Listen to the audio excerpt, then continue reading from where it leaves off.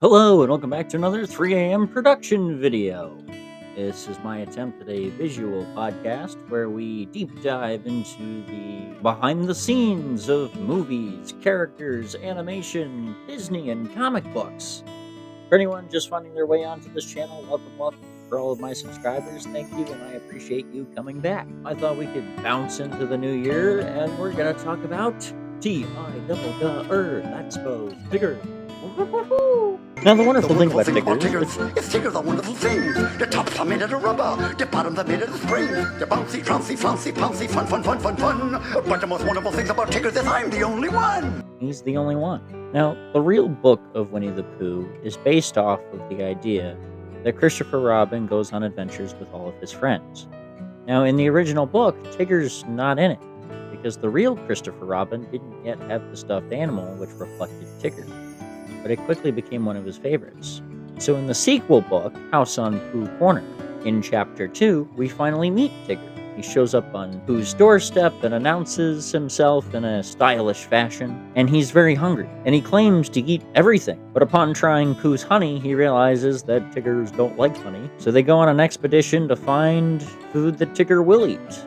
And besides honey, they know he doesn't like acorns now and thistles now, and eventually they end up at Kanga's house, and there's extract of malt in her cupboard, which she gives to Roo to make him grow big and strong, and apparently that's what Tiggers like best. Now, even though Tigger's personality was based off of the newly stuffed animal to the group, his personality was based off their dog, who liked to jump up onto people. Now, for Disney, Tigger debuted in Winnie the Pooh and the Blustery Day. Originally voiced by Paul Winchell, he brought a vibrance to the voice that really set the timing for Tigger as a character, even ad-libbing things like TTFN, ta-ta for now. Now, he voiced Tigger for many years, and eventually it took a strain on his voice, where he had to give up some of the singing roles to Jim Cummings, who took over, who was also doing Winnie the Pooh at the time. Now, eventually he officially retired as a whole from Tigger, and Jim Cummings took over both the voice and the singing voice for Tigger, finally doing both for the Tigger movie, but I'll bounce back to that in a second. Now, Tigger has his own treehouse in the 100-acre Woods, but for a time he moved in with Kanga and Roo, kind of becoming an older brother to Roo for a time. Tigger's antics usually get him into trouble, but his heart's in the right place. In several of the shorts, he comes up with schemes and gimmicks to help out his friends, which usually destroy things or wreck things. No one's had more of the brunt of this than Rabbit. Rabbit usually kind of detests his antics and hates being bounced upon, and usually this is lost on Tigger. For example, Tigger invented a machine doohickey contraption that he thought would help Rabbit a lot, but it turned out to be a disaster as a result, so Rabbit told him to shut it off, and there it sat. Now, eventually, during the winter, the press Tigger accidentally set off the machine, and it ended up becoming a snowplow to help Piglet's house out from being uncovered of all the snow. In another episode, which is probably one of my favorite episodes, he decides that he's going to attempt to mimic a superhero. He calls himself the Masked Offender, bringing mayhem and his own heroics to the 100-acre Wood, making Piglet his sidekick, and the official holder of his super suit is scout around the 100-acre Wood, searching for dangers and trouble. Now, in their search, they come across what would be their first victim in need of help and saving. Now, the supposed victim is Rabbit, tending to his garden, and the villain is Rabbit's scarecrow, sitting behind him. But Tigger confuses it for a malicious villain trying to stalk Rabbit, so he quickly dons his Zorro-like garb and pounces on the villain and takes him out, and all of a sudden all the crows descend upon Rabbit's garden, taking all of his vegetables. Later they come across Gopher's house, and Tigger realizes, oh no, Gopher's house is full of holes, we have to fill these! And much to Gopher's dismay, his skylights have now become cave-ins.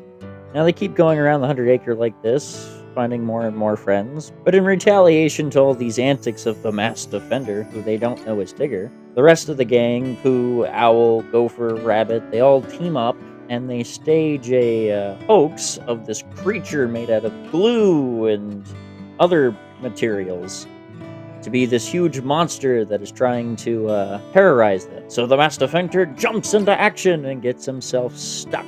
Now, eventually he realizes that it was just a ploy to get him to stop doing what he was doing. that his friends didn't really need his help. Now, the masked defender's role being revealed, the monster has accidentally turned on its creators since it was on wheels, and they all get stuck, and they end up finding themselves dangling off a rickety old bridge, in which the masked defender jumps into action to help them. And eventually, they all get free. Now, the Tigger movie is probably my favorite Winnie the Pooh movie.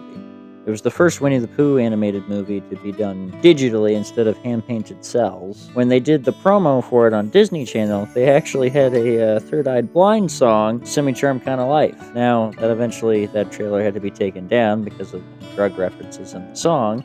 I still think it's kind of funny, because that song definitely has a bounce to it. Now, this was also the first theatrical Winnie the Pooh movie to not be based off one of the books. In the story, Tigger finds himself bouncing along the 100-acre woods, trying to find friends for himself to play with, only for them to be too busy, in which Ro poses the question, well, where's your family?